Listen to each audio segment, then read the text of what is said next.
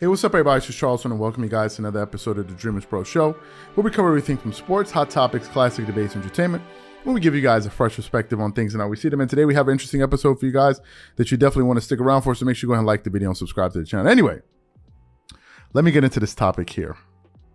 Y'all are fully aware, at this particular point, that Draymond Green is probably the most outspoken player in the NBA today. He has been known, I think Draymond is known for being the heartbeat of the Golden State Warriors, and he has a reputation for being like their enforcer and their emotional leader. When we think of Draymond Green, we're not really thinking of a stats guy. We think of all of the little things that he does, how he gets his teammates pumped up, how he defends his guys. Really, that's what he's known for. But ever since he started his new podcast on The Volume, he has taken his opinions to a whole different level. I never knew Draymond Green felt all of these different things before he started this podcast. I think on the Colin Cowherd. I think it's owned by Colin Cowherd or their partners, whatever the case may be. I never knew he had all of these things to say until he started podcasting. And now, for sure, he has become the most outspoken NBA player in the media, and I don't even think it's close. At first, we were thinking that it was JJ Redick, but really when Draymond Green really started to get into his bag, he is by far the most outspoken NBA player. And recently, he joined JJ Redick on his podcast with a guest in Stephen A. Smith, talk about basketball, talk about the old media versus the new media. And he was on there and he said a bunch of different things, but he said one thing in particular that really stood out to me, and I thought, if I'm being quite frank with you, I thought it was quite disrespectful, especially to the NBA players that were going to hear, that would hear his comments. And he went out there and basically said, we're going to play it for you, that he believes that the Golden State Warriors have an opportunity to win 3 of the 4 next NBA championships. So for those of you who missed Draymond Green, basically putting it out there that, listen, the Warriors are here and they're going to keep on winning. Take a listen to what he had to say here on the JJ Redick podcast, and we're going to really come back and unpack this. Take a listen to what he had to say here. In 2019 was when Steph really locked in on the weight room. And so that's where he kind of starts taking that bump and kind of bumping it up a little bit. And although it didn't show immediately, because then 2020 we were terrible and he broke his hand, you started to see in 2021 we were still terrible, but Steph was carrying us, and he carried us to the play-in game, and we didn't get past it. It was probably great because we would have got swept, and that would have been the first series we ever got swept. So thank God we didn't make it. But I think you started to see it then, that growth, and like, oh, man, nobody can stop this dude now. And I think that really changed the complexity of our organization, and I'm pretty certain that's why we'll win 3 of the next 4 NBA championships. Let me tell you something. If I'm another team hearing this, I would take that as total disrespect. Total disrespect. In my personal opinion, I think there are legitimately 3 or 4 teams out there right now, or next season, however you want to call it, that could beat the Golden State Warriors. I 100% believe that. I think for sure there are at least 2 teams in the same conference, in the same Western Conference as the Golden State Warriors, that I believe they could topple them next season if they were to face them in the NBA playoffs. I think one of those teams is the Memphis Grizzlies. Y'all saw them face the Memphis Grizzlies, and Memphis gave them all that they wanted, especially even when Ja Morant went down. The Memphis Grizzlies were a handful for the Golden State Warriors. So I think Memphis is going to get better. They're getting more and more confident with every season that goes by, and I expect Ja Morant to improve and get better going into next season. So you have the Memphis Grizzlies. And I think without a single doubt in my mind, that the Clippers can beat the Golden State Warriors. In the beginning of this season that just ended, I said it. You can go check the older videos that we produced. I said that the 2 teams that I think could make it to the Western Conference Finals in the West would be, number 1, the Golden State Warriors. I said this already. The videos are out there, and I mentioned the Los Angeles Clippers. I said the only thing would be is that it would be contingent upon whether or not Kawhi Leonard returns. And I thought he was going to return after the All-Star break.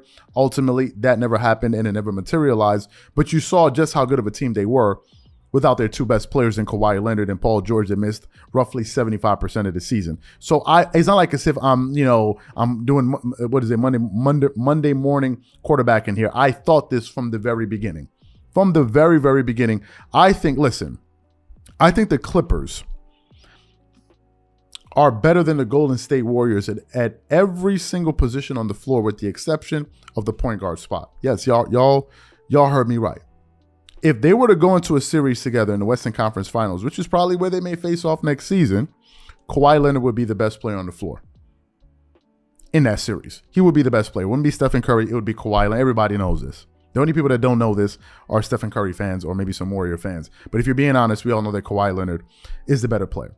I think the Warriors would have the second best player in that series in Stephen Curry, and the Clippers would have the third best player in that series in Paul George. I believe that Paul George is better than Klay Thompson. And actually, right before producing this video, we actually put up a poll on our channel that I'm going to check now. I think we put up that poll, and the question was basically, we asked the question, who's the better player between Paul George and Klay Thompson? We put up that poll an hour ago. Of the 3,200 people that voted, 59% of them, roughly 60% of them, say that it is Paul George. So the majority of the people out there also believe that Paul George would be the better player. I think Paul George is better than Klay Thompson, and I also believe that he's better than than Wiggins, right? And if you doubt that, then I have a very simple question for you. Very simple one. The question is this: could Klay Thompson do what Paul George did for the Clippers last year after Kawhi Leonard went down in Game 4 of the Western Conference semifinals against the Utah Jazz? If you believe that Klay Thompson would be able to carry that team the way Paul George did, then no problem. If that's what you believe, no problem. To me, I definitely don't think he could do that. Just my honest opinion. So those are my thoughts when it comes down. When it comes down to that, I also feel another team that should be disrespected by those comments are the Milwaukee Bucks. If I'm Giannis Antetokounmpo, and I'm sure Giannis probably heard it, but Giannis is not up there. Giannis doesn't talk a lot. If I'm the Milwaukee Bucks and I hear that, I would definitely feel a type of way. The Golden State Warriors would not have been able to do what they did to the Boston Celtics, who were a hell of a team, if they were playing against a healthy Milwaukee Bucks, and if their coach was actually coaching the proper way and coaching smart basketball. There's no way. And Giannis would be the single mismatch on the floor, and he would be a nightmare, a total nightmare for the Golden State Warriors. If y'all think that Stephen Curry can cause damage, you have no idea what Giannis could cause. Giannis could wreak havoc at every single level of a basketball game. How do I know this? Because Giannis can impact the game with his scoring, his rebounding, his defending, and his playmaking. Stephen Curry does not impact. He impacts the game in a totally different way. He can cause defenses to shift with his ability to shoot. He's always constant on the move, which creates scoring opportunities for his other teammates in Klay Thompson, Wiggins. What's the guy that they have? Jordan Poole coming off the bench. He impacts the game in a totally different way. But Giannis Antetokounmpo can dominate a game from just his playmaking and his defending and rebounding, and not even have to score a single point. He is that lethal. So Giannis would be a nightmare.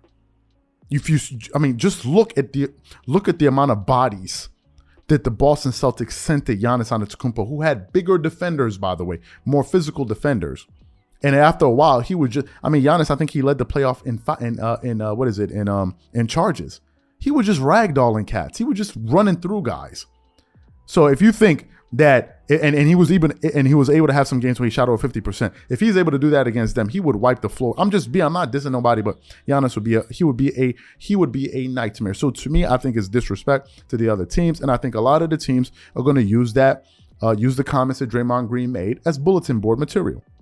I know the Clippers, they don't have guys that talk a lot of trash. Paul George really doesn't talk any trash. Kawhi Leonard doesn't talk at all. And I think that the Clippers and these guys are going to be paying attention to those comments that he made.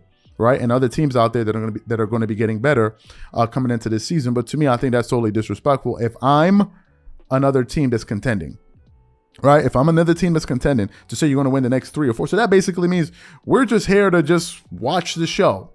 Nah, I think there are teams out there that are going to take exception to that. So really, the question to you guys is this: if you're another NBA contending team, would you find the comments that he made disrespectful? Whatever you guys think, leave your thoughts in the comment section. We'll definitely catch you guys on the next episode.